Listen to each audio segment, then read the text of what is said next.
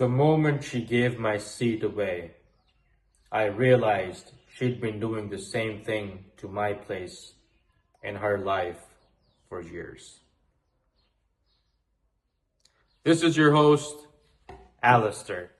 Guys, we bring you the world-class cheating relationships from around the world. All these stories are sent to us. All these stories are real. This is all human. And it's sad. And we all have been in situations like this. Maybe once in life. We're going to move on to the narration for today. Let's go ahead. The moment she gave my seat away, I realized she'd been doing the same thing to my place in her life for years. The airport smelled like coffee, polished floors, and excitement that only comes from long awaited trips. Anniversary trips were supposed to feel like this: light, warm, full of promises. Ethan stood beside his wife, Myra, holding her passports. 20 years ago, he had surprised her with upgrades, miles saved quietly over the years, private lounges, a suite overlooking the sea. He hadn't bragged, he never did. Love to him was quiet work. Then her brother, Logan, arrived late, loud, careless, and smiling like the world owed him something. Man, this airport is packed, Logan said, slapping Ethan's shoulder too hard. Hope you didn't cheap out on seats. Myra laughed, not unkindly, just easily. At the counter, the agent smiled. Mr. Ethan, your first class boarding passes. Oh, Myra interrupted, waving her hand. Give his seat to my brother. The words landed slowly and softly, but they cut. Ethan blinked once. What? Logan raised an eyebrow. Wait, really? Myra shrugged. He's taller. Economy's fine for you, Ethan. Don't be sensitive, man. Just man up. The agent paused, unsure. Ethan looked at Myra, really looked. The woman he once danced with in the kitchen at midnight, the woman who used to squeeze his hand when planes took off. He smiled. Sure, he said calmly. No problem. The agent hesitated. Sir, are you? It's okay, Ethan repeated. Logan grinned, already taking the seat. You're a legend, man, Ethan nodded. Legend. Funny word for someone who keeps shrinking to make room for others. The plane took off. Myra and Logan sipped champagne up front, laughing. Ethan sat in economy, knees tight, tray barely fitting. The man beside him snored. He stared out the window as clouds swallowed the wing. He thought about the hotel suite, the candle dinner, the surprise bracelet waiting in the safe. He thought about how often he gave and how rarely he was asked if he was okay. A flight attendant passed. Can I get you anything? He smiled. Just water. Water felt right. Clear, honest. At 35,000 feet, with the cabin lights dimmed and Mara nowhere near him, Ethan opened his phone. Not in anger, not in revenge, but in clarity. He logged into his rewards app. The one under his name, the one he funded, the one no one ever asked about, luxury resort reservation. Cancel. Private airport transfer. Cancel. Couple spa package. Cancel. Return flight. 2 seats. He changed it. 1 seat earlier. Solo. He leaned back. For the first time in years, his chest felt light. Hours later, the plane landed. Myra walked off smiling until she saw his face. Calm, peaceful, almost distant. Why do you look like that? She asked. Like what? Like you're done. He smiled softly. I'm just tired. Logan clapped his hands. All right, let's get to the fancy hotel. Myra nodded. I can already smell the ocean. Ethan picked up his bag. You'll have to smell it without me, he said. What do you mean? She laughed. He met her eyes, not cold, not angry, just honest. I hope the seat was comfortable, he said, because it cost more than you think. Myra frowned. What did you do? Ethan stepped back, giving her space. Nothing loud. He said gently, just something quiet, like I always do. And as he walked away toward another terminal, Myra stood still, finally realizing that silence, when it breaks, is the loudest sound of all. Sometimes the bravest thing a person can do is to stop paying for a place they're no longer respected. The resort lobby glowed with marble floors and warm lights, the kind that promise rest without effort. Myra stepped forward confidently, passport in hand, already planning which dress she would wear to dinner.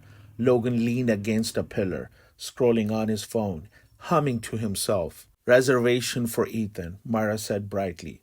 The clerk typed, paused, typed again. I'm sorry, the clerk said carefully, but I don't see an active booking under that name.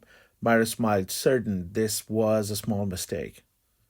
It's a suite, ocean view. It was confirmed weeks ago. Another pause, a soft tone. It was cancelled earlier today. Logan looked up. Cancelled? Myra's smile faded.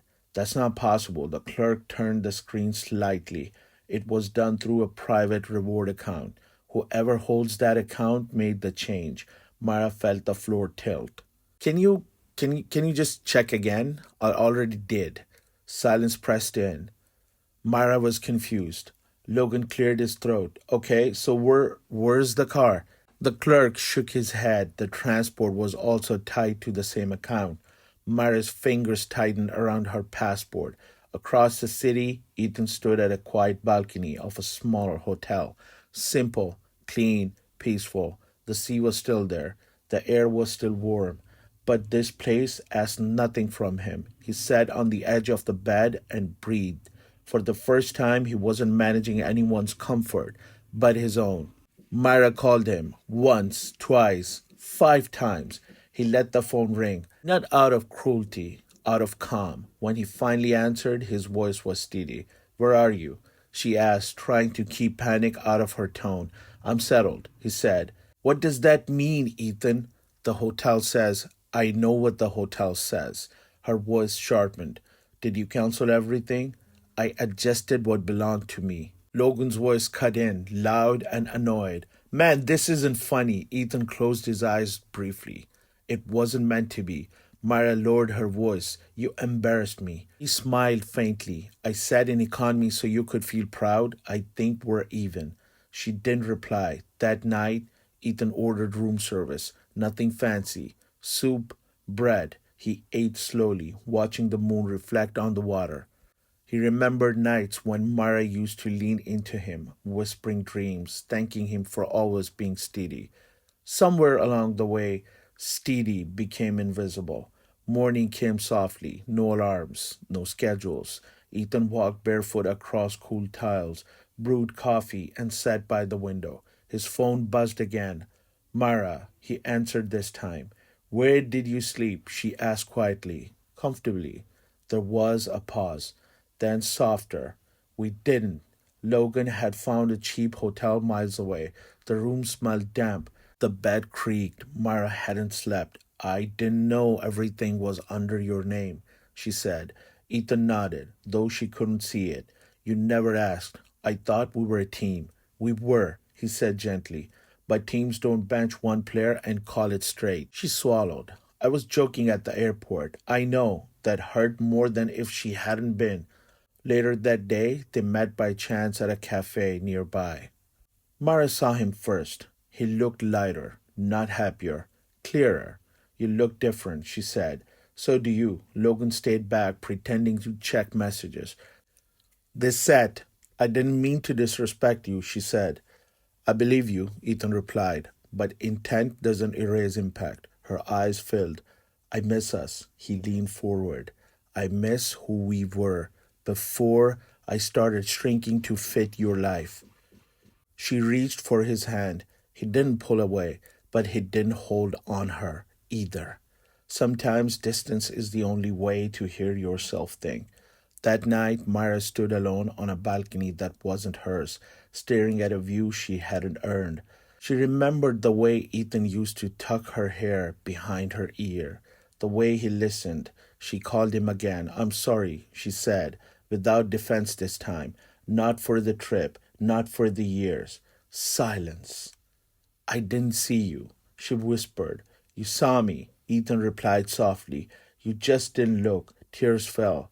Can we fix this? He thought about the bracelet still in his bag, about the dinners planned. about love that gave until empty. I didn't know, he said honestly. But I know I won't beg for my space in my own marriage again. She nodded, even though he couldn't see it. The morning Ethan left, the airport was quiet. Myra watched him from a distance. He carried himself differently now. Not proud, not broken, but whole. Ethan, she called. He turned. I loved you, she said. He smiled sadly. I know, but love without respect is just memory. She reached for him one last time. He stepped back. I hope you learn, he said gently, that the strongest people don't need to be told to man up. They need to be met halfway. He boarded alone. As the plane lifted, Mara finally understood. Some men don't leave because they stop loving. They leave because they finally start loving themselves.